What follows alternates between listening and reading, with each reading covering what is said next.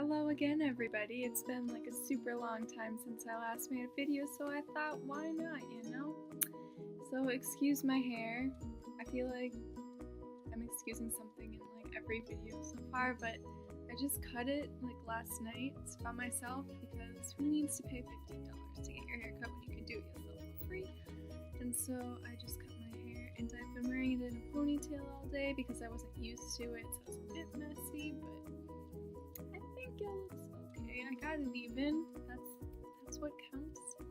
So I thought that I would make this video on the transition between student to teacher.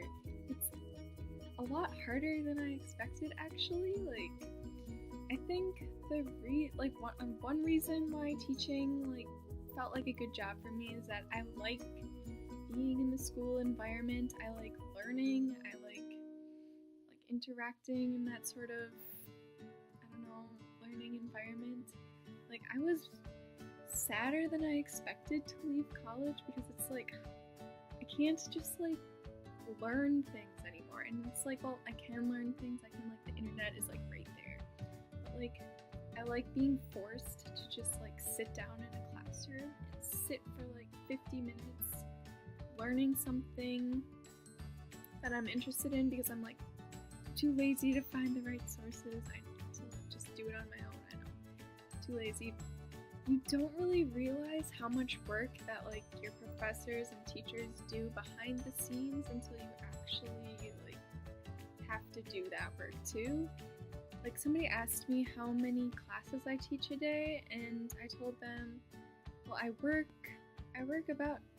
exactly 8 hours a day, like a normal job.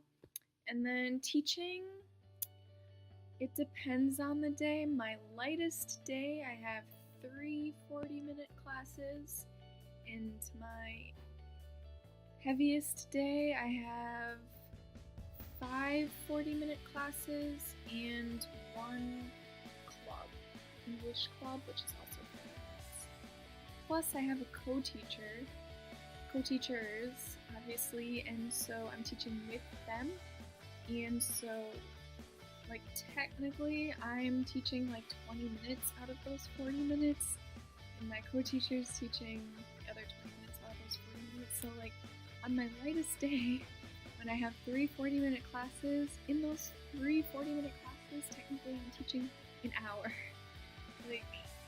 And that may sound super easy and stuff, but no, it's still a lot of work because all the extra time I have 8, 7, 6, 5, that'd be 5 hours that day. I'm prepping, and especially since I'm new at teaching, I just got here a couple weeks ago, it takes me forever to plan a lesson, and I'm in charge of making games for the lesson to make English fun and interesting and all that stuff. So I have to come up with games, and it's I'm in that sort of dilemma where it's the previous teacher left all of her files on the computer and all of her old games that she used to use and stuff, and I'm in that dilemma where it's I could use those old games and it's super easy. You just have the template and then you just plug in whatever grammar the students are learning, and it's super easy and they're fun. They're fun games.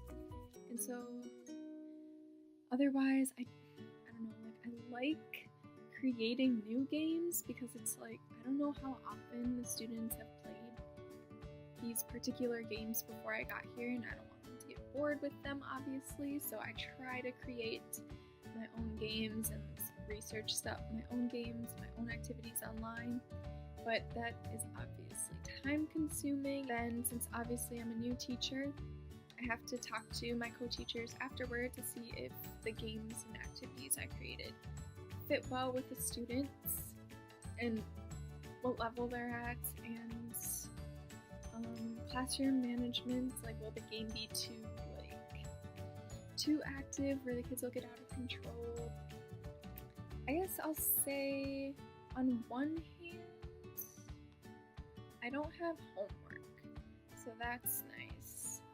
That in that regard, teaching is like better because it's like I have a set time to do my homework, aka like lesson prepping, because I have those hours in the workday specifically set for homework. So it's like perfect. It's like in college, I just had my classes, and then everything in between, like an hour break in between, so we can like an hour break. No, you just want to like chillax or eat lunch or I don't know, something. Like in college, I was such a procrastinator in college. Like I'm not gonna lie. Main point is, I have like hours of the day set aside for homework, like lesson prepping time. If I don't do my lesson prepping in those planned hours, then what do I do during those planned hours? Nothing, and it's boring. So you have no choice than to do your teacher homework during the school day, which is great because then I can get home and have the night free, and I can do whatever the heck I want. But one thing I miss about being a student is just learning.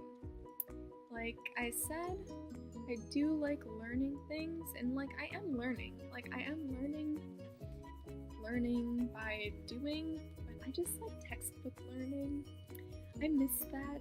I don't know why. I'm probably that one strange person who likes going to class and like having people teach me things.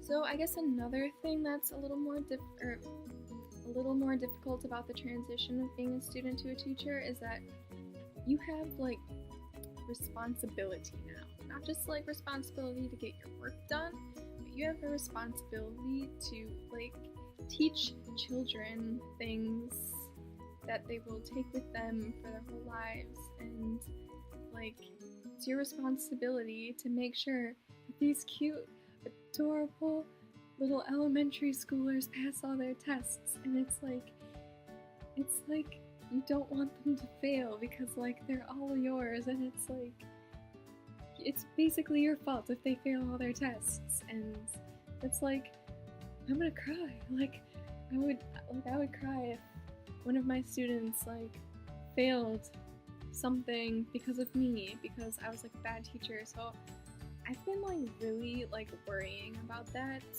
like ever since the end of orientation when I got to my school and like met all my co-teachers. I was like, am I really gonna be a good teacher? And like I worried about that. It's like it's normal. I mean, I'm a new teacher, and I'm sure like especially other EPIK teachers go through these same thoughts, especially the other EPIK teachers who haven't taught before this. I think the fact that I'm worrying about that is a good thing because it means I care, and I do care, obviously. Like I want them to like learn English, and I wish I could just like copy and paste my knowledge into their brains, you know. Another thing I was worried about having co-teachers is that like if I have my own class, it's like, I mean, in more ways it's more stressful, like classroom management and not knowing if they understand everything I'm saying, but then on the other hand, having a co-teacher can be stressful because it's like my co-teachers are like smart and they've been teaching for a long time, and like I really want to impress them. And like I feel really, really terrible if I have to like redo something, because it's like I just want to like I want my co-teachers to think that I'm more than just like a person who speaks English and a person who knows the language. Like I don't know, I want to be like a good teacher in my co-teachers' eyes. Like I know I'm not going to be at the same level as them. Like obviously they went to college for the purpose of education, and I went to college for the purpose of linguistics, which is one of the three recommended majors of getting into EPIK. Other majors are allowed, but English, linguistics, education are the three recommended ones. So I am so glad that I have my linguistics major, because I feel like in some aspects I would be a little bit more lost without it. Actually, in a lot of aspects, just like knowing the English language, like just because you can speak English, it doesn't mean you can teach it. And so I think in that sense, like my co-teachers, they know how to teach English better to Korean students because they're Korean. They know how these students are learning the language, like they know the differences between Korean and English. And they know how to explain the differences because they had to learn the differences themselves. I never learned the differences when I was acquiring English. I just acquired it. Like my parents spoke it and I just spoke it back. But so that's why I'm really glad I have my linguistics major, because I am able to not only have that like ear for English, like I know what sounds right, stuff like that, but I also know the why English works the way it does. What about the transition from being an exchange student in South Korea to teaching English in South Korea? So I've only been here for a couple of weeks, but there have been some big differences between the two, and so if you come to South Korea and you're an exchange student with plans of being an English teacher in the future, then this next video will be for you, and I will see you next time. Hopefully with that video sometime soon moment.